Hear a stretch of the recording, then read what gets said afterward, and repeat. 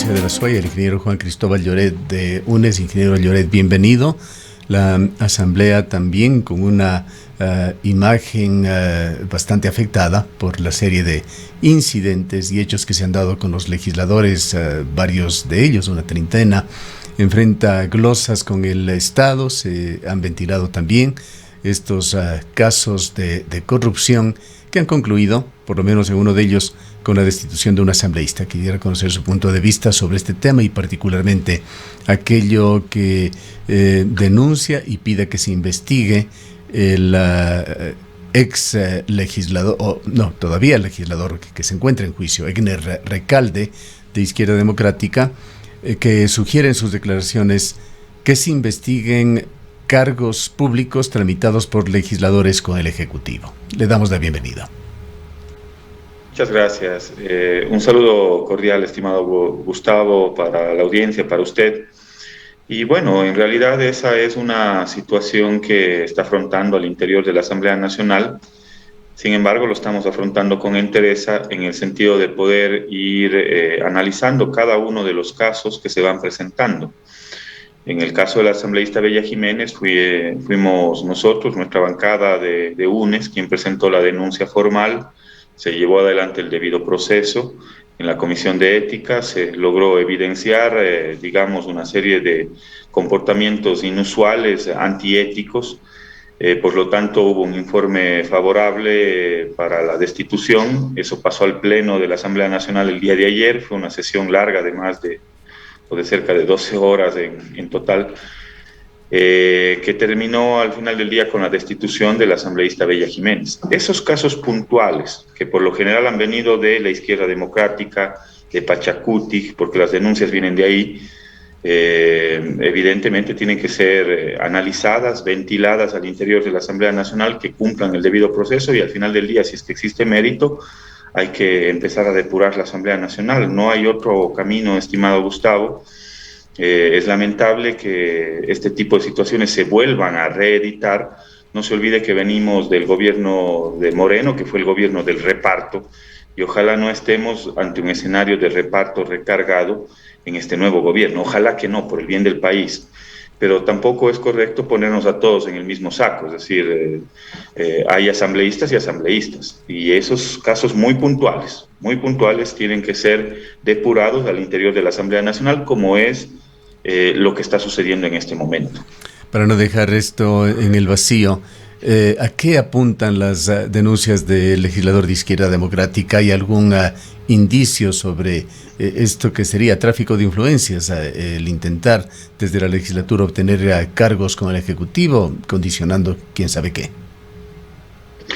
Sí, bueno, y eso fue evidenciado el día de ayer también en las declaraciones o en la defensa, digamos, que no fue una defensa muy técnica del asambleísta Jiménez, más bien se centró un poco en el ataque a sus propios compañeros, en el cual pone en evidencia, digamos, lo que podría ser nuevamente el reparto de cargos públicos al interior de la Asamblea Nacional. Una cosa lamentable y vergonzosa. Hemos visto la cercanía de la Izquierda Democrática con el gobierno, estimado Gustavo, eso hay que decirlo. En muchas de las votaciones han coincidido. Habrá que ver si es que esos asambleístas de la Izquierda Democrática no son los que tienen precisamente los cargos a sus familiares, a sus amigos en los espacios públicos locales. Mucho ojo, estimado Gustavo, en el caso de la SUAY también habrá que revisar si es que no son los asambleístas de la Izquierda Democrática los que están gestionando o están ubicando en los diferentes cargos o estamentos públicos precisamente parte de la cuota política. Ojalá que no. ¿Tiene sospechas concretas usted? No, por eso le digo, ojalá que no, estimado Gustavo. Más sin embargo, hay que estar pendientes porque veo esa cercanía, yo siento esa cercanía entre el gobierno y la Izquierda Democrática. Veo que empiezan a coincidir, a votar juntos, a solapar algunas de las, digamos, de las investigaciones que realiza la Asamblea Nacional, de los procesos de fiscalización. Entonces ya me empiezan a generar dudas, y más aún con las denuncias de los dos legisladores de la Izquierda Democrática que en este momento están siendo investigados por la propia Asamblea Nacional, por la Comisión de Ética. Tanto la asambleísta Jiménez, que fue destituida el día de ayer, como el otro asambleísta de la Izquierda Democrática, que pone una serie de denuncias, empezando desde el coordinador de la bancada, que podría develar un nuevo reparto en la Asamblea Nacional, seguramente para buscar los votos de parte del gobierno, lo cual sería vergonzoso y lamentable. Ya vimos lo que fue y en qué desencadenó, digamos, el reparto de hospitales que se dio en el gobierno de Moreno. Entonces, ojalá y no estemos ante una nueva reedición del reparto recargado de la mano de la Izquierda Democrática y de la mano del gobierno. Se ha absuelto allí, ingeniero Lloret, la actuación del ministro de Transportes y Obras Públicas, Marcelo Cabrera, que fuera llamado a la comisión que investigaba el caso Jiménez. Sí, bueno, uno de los argumentos que nosotros presentamos dentro del juicio político tenía que ver sobre todo con el tema de diezmos, porque teníamos la evidencia, digamos. Nuestra compañera Victoria de Sintonio presentó todo el expediente, incluso con las declaraciones de parte de su equipo, del que fue del asambleísta Jiménez, y sobre eso se valoró, digamos, al final del día para la destitución. Lo otro quedó medio en la tela de duda, digamos. Tela de duda en el caso de la gestión de cargo público, porque si es que eso se lograba, digamos, evidenciar con toda la contundencia y toda la claridad, al final del día lo que debía haber pasado es que, si bien es cierto, lo uno se condena de parte de la Asamblea Nacional con la destitución y inmediatamente debería haber arrancado, si es que se lograba corroborar, el juicio político al ministro de Transportes y Obras Públicas, pues, porque no podemos dejar de lado, pues, si tan reprochable es el hecho de que un asambleísta gestione un cargo público que está prohibido por la Constitución y por la ley, como la persona que le entrega ese cargo público, en este caso alguien del Ejecutivo. Los dos actos y los dos hechos son reprochables y los dos hechos deberían haber sido sujetos de control político. Más sin embargo, esa gestión de cargo público, digamos, quedó la tela de duda. Al menos no logré evidenciar la contundencia que nos permita llevar adelante el otro proceso de fiscalización en contra del funcionario del Ejecutivo, ¿no? A propósito de este funcionario, ¿cómo ve hasta aquí la actuación de Marcelo Cabrera, particularmente en cuanto a soluciones a la vialidad en el Austro?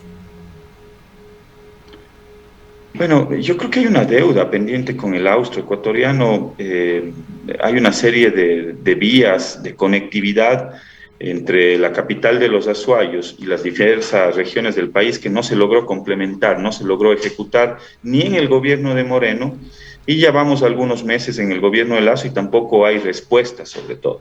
A mí me preocupa, estimado Gustavo, por ejemplo, las vías que se dejaron, digamos, en marcha, la que tiene que ver con la Gualaceo Limón, la cual no sabemos cuál es la situación legal, cuál es la situación contractual y qué es lo que va a pasar con esa vía. No sabemos qué es lo que va a pasar con la vía Chihuinda-Gualaquiza, por ejemplo, que también está, digamos, parada. No tenemos, digamos, certezas con respecto a lo que tiene que ver con el mantenimiento vial hacia la otra red que conduce tanto a la provincia del Oro como al norte del país, como a la provincia del Guayas, que permanentemente tenemos interrupciones en la vía. Ojalá y no estemos nuevamente ante el gobierno de los anuncios. Se anunció un estudio, se anunció que se va a dar el mantenimiento, pero en la práctica, estimado Gustavo, yo no veo esas ejecutorias, más aún cuando tenemos un ministro de Transportes y Obras Públicas que es azuayo, que es cuencano. Entonces yo creo que se va acumulando una deuda, Gustavo. Todavía es muy temprano como para poder hacer una evaluación, pero yo siento que se va acumulando una deuda. Y por otro lado, también me preocupa una situación, que me parece que estamos entrando, digamos, a un tema de privatización en el ámbito vial. Y ahí hay una preocupación de orden no solo económico, porque va a afectar al bolsillo de los azuayos, de los cuencanos, sino me parece que en algunos casos esa situación privada, esa alianza público-privada se está llevando la carne, pero le está dejando el hueso al Estado. Eso es lo que me preocupa. Por ahí ya se menciona, ya se habla, la privatización de lo que tiene que ver con la vía que conduce a la provincia de Cañar, la autopista Cuenca-Sogues, por ejemplo. Esa vía que conduce a la provincia de Cañar, se plantea la posibilidad de ubicar una serie de peajes. Esa puede ser la carne, porque el TPDA, el tráfico promedio diario que tiene esa vía es altísima. Entonces yo me pregunto, ¿y qué pasa con la vía que conduce hacia la provincia, hacia el norte del país? ¿Por qué no es parte de esa vía que se necesita un mantenimiento entre Alausí, entre Chunchi? Yo que recorro el país porque tengo que venir a Quito, precisamente me doy cuenta de que precisamente ese tramo, en el tramo en el cual comienza la vialidad para la provincia del Cañar, cuando dice el letrero bienvenidos a la provincia de Chimborazo, ahí nos damos cuenta que llegamos hacia la provincia de Chimborazo y es otra realidad, pero desde la provincia de Chimborazo hacia la provincia de Azuay es realmente deplorable. Ahora, ¿qué están haciendo ustedes como representantes públicos, como asambleístas de esta provincia, ingeniero Lloret, para operativizar acciones del Ejecutivo, del Ministerio de Transportes y Obras Públicas, en este caso, en favor de la provincia de Azuay? Bueno, pues ejerciendo nuestras facultades de fiscalización. ¿Ha conversado usted con el ministro, con los otros legisladores? ¿Han sesionado? ¿Han puesto sobre la mesa una agenda de obras que tienen que realizarse en el Azuay? Sí, mire, hemos coincidido con los asambleístas azuayos de Cañar, de Morona, Santiago inclusive. Hay una propuesta que yo la he elevado, está ya para calificación del Consejo de Administración Legislativa, que tiene que ver con los recursos, por ejemplo, de la Ley 047. Vamos a hacer una reforma. Yo me comprometí con el Azuay en liderar y en gestionar esa reforma. Hay el apoyo de los asambleístas de Azuay, de Cañar, de Morona, Santiago. ¿Para qué? Para que esos recursos que provienen hoy de la generación eléctrica, es el 5% de la generación, de la venta de la energía eléctrica de Paute, hoy se distribuye el 60% para los municipios de Azuay, Cañar y Morona, Santiago, y el 40% iba al Excrea. El Excrea ya no existe. Estamos repartiendo esos recursos, el 20% para los gobiernos provinciales y el 20% para los gobiernos parroquiales. Y adicional a eso estamos planteando un debate importante en el país, para que la generación eléctrica no solo sea del 5% de Paute, sino que se incorpore en el sistema de reivindicación, digamos, por justicia. Ese 5% debería estar Paute, Molino, Sopladora, Mazar, San Francisco. Son los últimos proyectos que construyó la Revolución Ciudadana en nuestra región, para que ese reparto sea más equitativo, más justo, por justicia social. Es un acto de justicia con el austro ecuatoriano y sobre todo con la realidad vial que tenemos en el ámbito rural, estimado Gustavo. Ya, pero ingeniero Lloret, con todo el respeto, esta es una expectativa que se genera de redistribución presupuestaria, que además va a tomar mucho tiempo. No, por eso no es que no vale la gestión, pero son temas de mediano, de largo plazo. ¿Qué pasa con un plan de contingencia, con las urgencias que tienen que ser resueltas con respecto a nuestras carreteras? Tenemos una vialidad realmente deplorable. No solo es la vialidad, estimado Gustavo, es la conectividad con el austroecuatoriano. Estamos hablando no solo de la conexión por vía terrestre, por vía aérea. Cuéntenos de esas gestiones, ¿qué están conversando? ¿Cómo están, si cabe el término, presionando al ministro para que se haga algo? Bueno, es evidente, pues ahí, a ver, Gustavo, gracias a la gestión de este legislador, yo no quiero atribuirme logros que no los tengo, pero de alguna u otra forma la presión que hemos generado logró que el ministro de Transportes y Obras Públicas contrate por lo menos el mantenimiento vial desde la provincia de Chimborazo hacia la provincia de Cañar, hacia la provincia de Azuay. Todo ese tramo vial. Revise mis cuentas de Twitter, ahí está un video inclusive que le estoy diciendo al ministro de Transportes y Obras Públicas: aquí estoy parado en el límite entre las provincias de Cañar y la provincia de Chimborazo. Aquí dice bienvenidos a la provincia de Chimborazo, y le muestro la realidad. Aquí está la realidad de la vialidad de Chimborazo, del norte del país, y esta es la realidad que tenemos en el austro ecuatoriano. Pero esto estaba en un plan operativo del Ministerio de Transportes y Obras Públicas, incluso, si no me equivoco, en la contraparte, que es el BID, era algo que estaba ya estructurado, que le hemos preguntado al ministro Cabrera de por qué no se ponen otras carreteras. Por ejemplo, la cuenca Girón Pasaje en este mismo sistema, y ha dicho no, porque ya todo está acordado, sabiendo que el ministro sí tiene atribuciones para, a través de un decreto ministerial, eventualmente cambiar las cosas. Precisamente todas esas ejecutorias hay que preguntarle al ministro de Transportes y Obras Públicas. Usted nos plantea una interrogante: ¿qué están haciendo los asambleístas?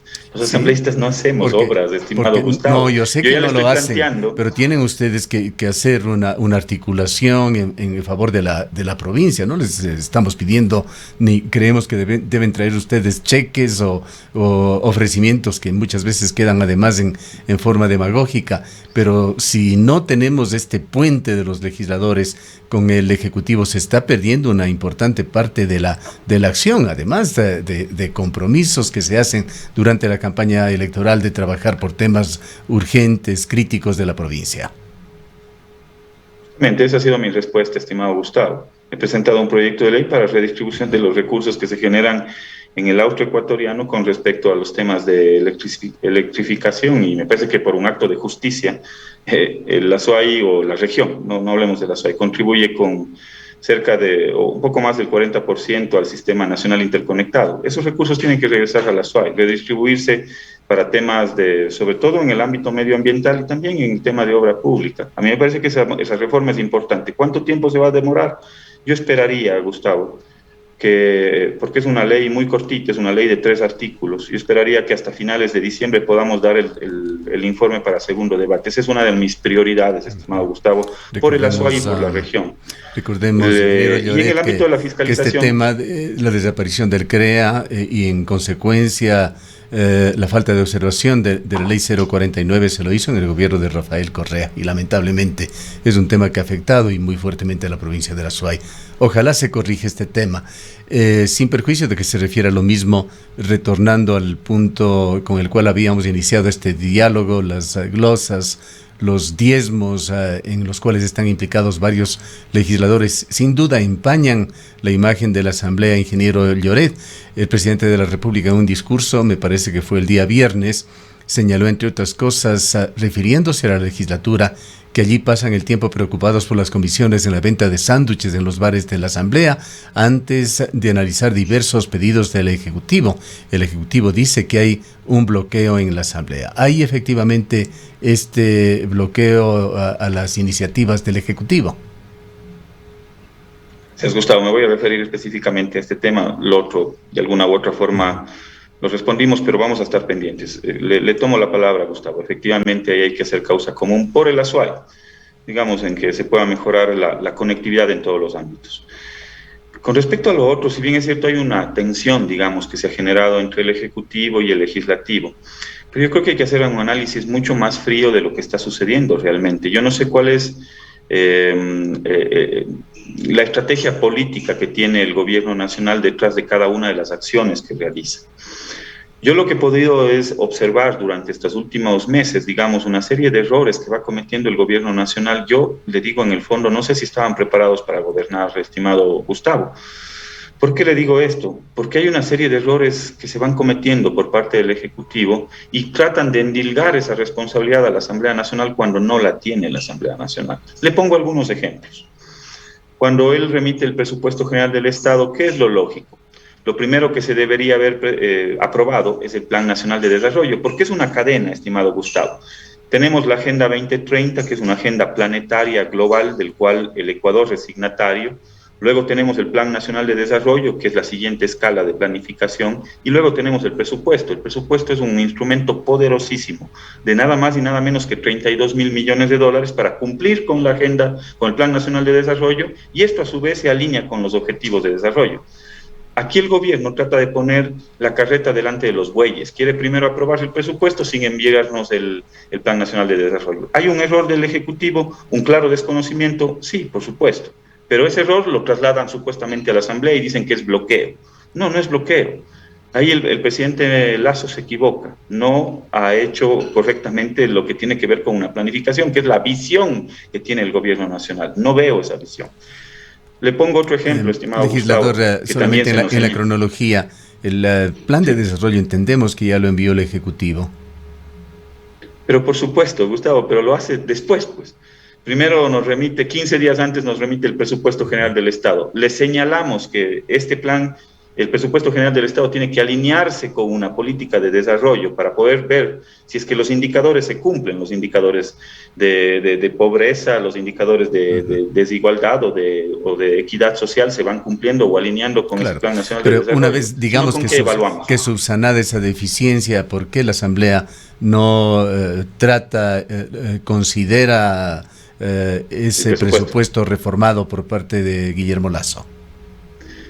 Vamos a darle esa respuesta. Yo también digo, bueno, ya una vez que ha presentado el Plan Nacional de Desarrollo, hay algunos cuestionamientos con ese Plan Nacional de Desarrollo. Por ejemplo, él planteaba 2 millones de empleos.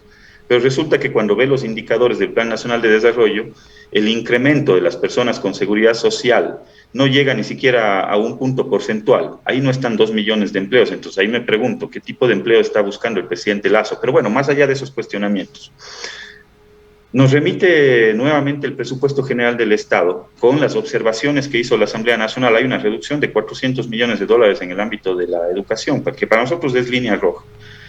Resulta que el presupuesto primero lo manda fuera de plazo, el nuevo presupuesto, es decir, ya él se ratifica en su presupuesto, tiene la posibilidad de ratificarse, pero tiene un plazo, pues lea la Constitución al presidente Lasso, tiene 10 días para remitir el nuevo presupuesto con las observaciones de la Asamblea o con las ratificaciones de él mismo. Se argumentaba de que había una diferencia entre plazos y términos. ¿Se aclaró ese tema? Pero por supuesto está fuera de los plazos. La Constitución, me parece es el artículo 153, me parece la Constitución establece cuáles son los plazos para poder remitir el presupuesto con las observaciones. Tenía 10 días. ¿Lo hizo en 10 días? No lo hizo, Gustavo. Por lo tanto, la Asamblea está cumpliendo con su papel, haciendo cumplir la Constitución. Quien no cumple precisamente es el presidente Lasso. Le pongo otro ejemplo. Cuando plantean las ternas de la Junta Monetaria y de la Junta Bancaria, resulta que no cumplen tampoco ni siquiera con los requisitos. La Asamblea observa y ya dicen que es bloqueo. Entonces, recién el día de ayer nuevamente mandaron ya corregido, ellos admiten que hubo un error, pero los que bloquean supuestamente es la Asamblea Nacional. Entonces hay una serie de errores que está cometiendo el gobierno nacional con respecto a su tratamiento en el ámbito legislativo. No están observando la Constitución de la República. Ingeniero Llorén, nos mandan una ley. Y lamentablemente siempre con los problemas de tiempo, con las limitaciones que tenemos, quisiera preguntarle muy directamente a usted, varios analistas se han pronunciado en estos días, en todos los medios de comunicación diríamos, sobre la inconveniencia de que se vaya a una consulta popular, la inconveniencia de la muerte cruzada, pensando en los beneficios del país, también sobre la inconveniencia de que el gobierno insista en que la ley creando oportunidades entre en vigencia por el Ministerio de la Ley. ¿Hay alguna oportunidad de que efectivamente los distintos bloques, en este caso, hablando por el suyo, el bloque de UNES, puedan tratar un nuevo proyecto de ley, ya sea uno solo, dividido en varios, pero que tenga los temas que intentaba tratar el presidente con el proyecto Creando Oportunidades? ¿Hay alguna posibilidad? ¿Qué situación? ¿Qué condiciones deberían darse para esto? Gracias, Gustavo. Yo creo que sí hay la posibilidad, por supuesto, por lo menos de debatir, de poder tener un diálogo franco, sincero con el gobierno, de poder digamos, de alguna u otra forma cumplir con la necesidad que tiene el gobierno de financiamiento y al mismo tiempo, digamos, con una necesidad social. La gente está cansada de la disputa, de la pelea entre los políticos. Eso no resuelve los problemas del país. Que si Lasso tiene offshore, si es que no tiene offshore, al final del día la gente lo que necesita es empleo, lo que necesita es reactivarse la economía. Y ahí quizás yo le tomo la palabra al presidente Lasso. ¿En qué sentido? Cuando él da su rueda de prensa con respecto a la ley de oportunidades, él dice, yo voy a lograr que los que más tienen, los que más han ganado, sean los que más paguen. Yo le tomo la palabra al presidente Lasso. Si él presenta un proyecto de ley que contenga eso como un insumo importante dentro de su proyecto fundamental, dentro de su proyecto de ley, van a tener este voto y el voto de la bancada de la Revolución Ciudadana. Pero resulta que en la práctica, el proyecto que remite no cumple con esos objetivos. Quien tenía que cubrir esa factura era la clase media y la clase trabajadora. Sí, le estoy hablando de un proyecto reformado ante ese posible escenario. Por supuesto. Por supuesto, ellos convocan al diálogo, dice que este es el gobierno del encuentro, Gustavo, pero resulta que con UNES no se han encontrado. Nosotros estamos dispuestos a conversar y conversar en el más amplio marco democrático, sin pedir nada a cambio. Nosotros estamos pendientes y preocupados precisamente por lo que está sucediendo en el país, la ola migratoria, el nivel de desempleo que tenemos en el país, por qué no se han reactivado, sobre todo la economía popular y solidaria, los sectores productivos. Esas son nuestras preocupaciones. Si logramos coincidir en algunos puntos y sobre todo nosotros marcar también cuáles son nuestras líneas rojas, y de una vez le digo cuáles son nuestras líneas rojas, estimado Gustavo, para nosotros no es negociable regresiones laborales.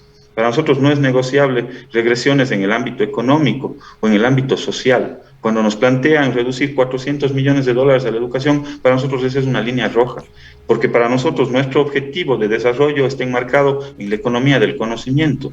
Entonces, digamos, esas son las líneas rojas. Lo otro se puede conversar y sobre todo se puede plantear una serie de soluciones. Insisto, le tomo la palabra al presidente Lasso. Si él dice que los que más tienen, los que más han ganado, sean los que más paguen, perfecto, va a tener nuestros votos. Si es que pasa un proyecto de ley con ese tipo de iniciativas, no lo que mandó en esa ley famosa de oportunidades, son oportunidades para determinados sectores.